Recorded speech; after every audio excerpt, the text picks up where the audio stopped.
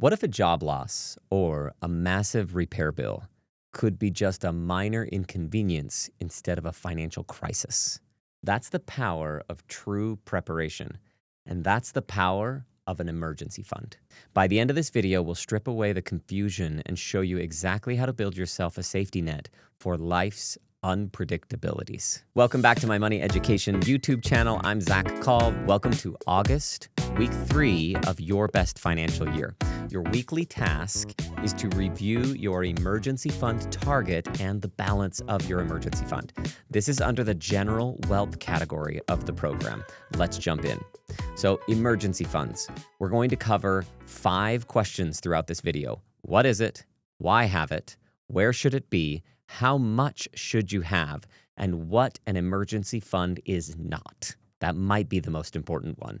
So first, what is it? An emergency fund is a certain amount of money that would tide you and your family over if you experienced something like a job loss or another costly emergency.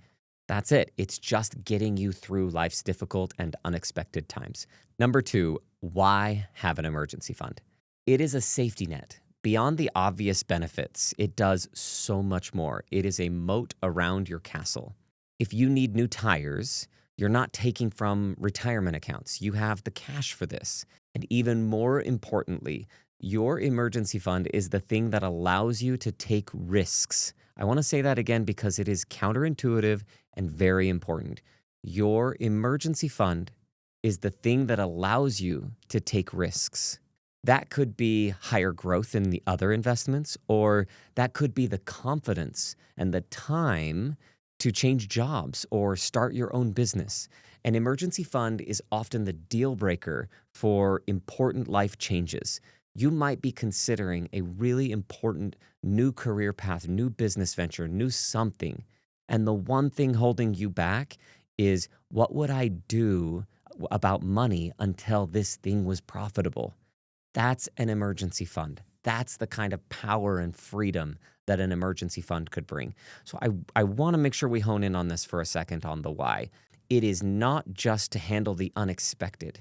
It is to empower you to take the right risks and make the right life decisions that overall will make your life better in the future. So now we've talked about why. Number 3, where should it be? Your emergency fund should be in something you can withdraw within a day or 2. At the very least, maybe a week. You should have it in a reputable institution like a credit union or a bank or a brokerage company that you trust. You've done research on that, and you're confident that institution will still be around. And so the key things here is it should be very easy to get out very quickly. It should be earning interest for you with minimal to no risk of markets pushing it up or down, and especially down when things get bad. Think like money market investments. Number 4, how much money should you have in your emergency fund?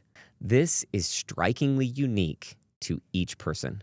Some people won't be comfortable until they have maybe 2 years worth of cash sitting in money markets. And while I think that's excessive, I can respect their caution. The official rule of thumb is to have 12 months of your regular expenses set aside. If you have a dual income household where maybe both spouses or partners are earning money, you can shorten that to 6 months because the likelihood of both spouses or partners being out of work at the same time is much lower.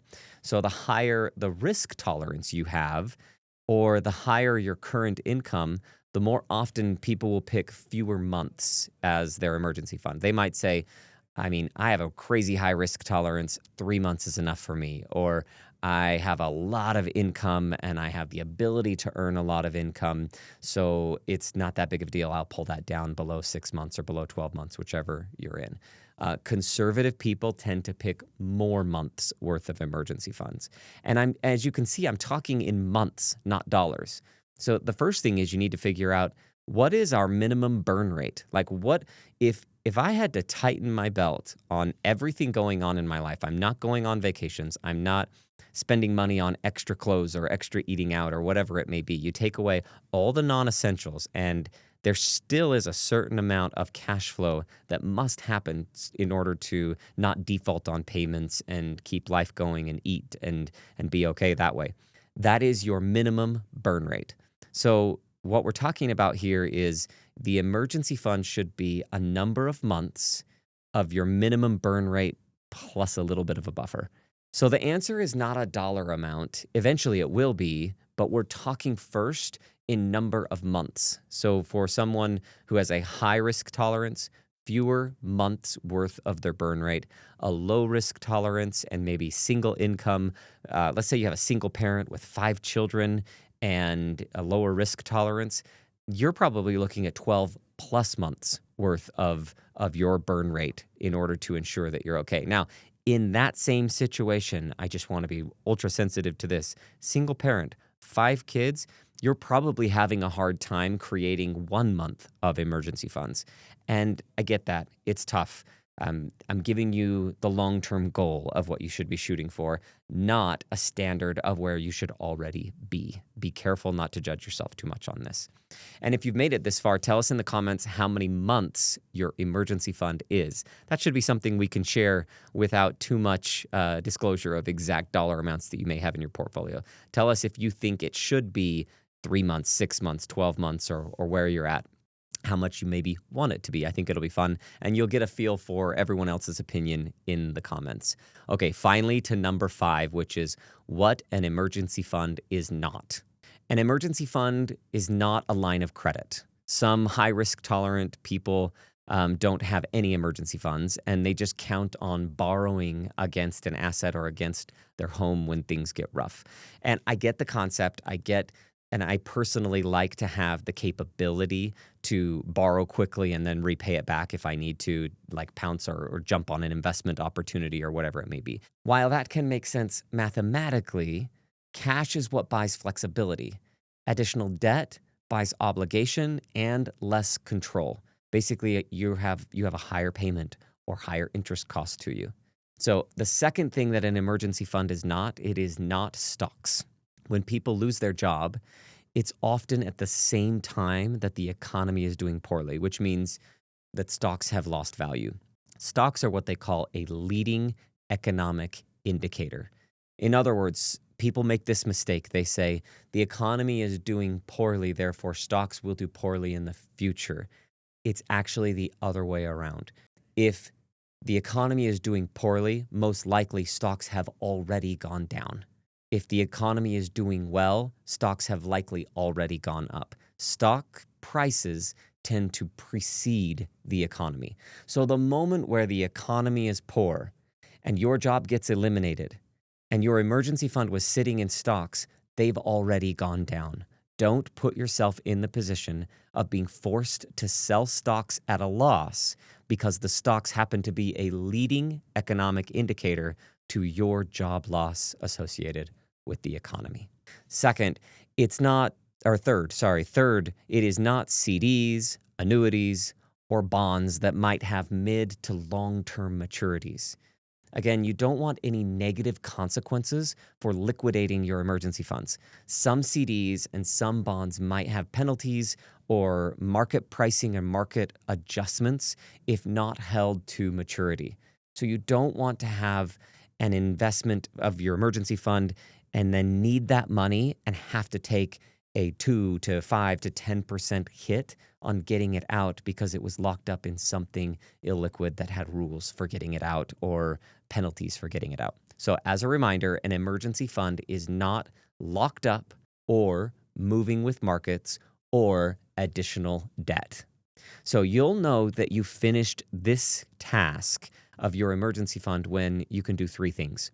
1, you can identify which dollars and in which specific account are your emergency fund. In other words, if I was your financial advisor and I said, hey, where's your emergency fund? You would say, oh, it's at ABC Bank and it is $40,000. Or you can tell us how much it is, where it is. It's sitting in this high yield money market account. And I could get access to it at any time. That's item number 2. So you'll know you finished when 1, you can identify where it is and how much it is. 2, you can access it at any time. And 3, you are earning a fair interest rate on it. When I say fair, I'm not saying a super high interest rate. Your goal of this money is not to make the most money. You do that with higher risk, higher growth assets. Your goal of this money is to have it be there when you need it, have it safe when you need it, and have it to earn a fair interest rate as you go. So fair would be, whatever the higher end of money market rates are available to you with your banks or online banks or other institutions. And that's it. Your weekly task to help you achieve your best financial year is to review your emergency fund target and balance. Be sure to sign up for the free program if you haven't already. You can find the link in the description below, and you will get an email from us every week with the link to the video as part of this program. And then as you follow the steps, you'll be on your path for your best financial year. Remember, this content is educational in nature. It's not specific advice to any one individual, but if you would like us at Capita to review your emergency fund amount and the investments, how it's invested, we'd be happy to help. Thanks for being here on the Zacc Call Money Education YouTube channel. Like and subscribe to get good with money, and we'll see you next week.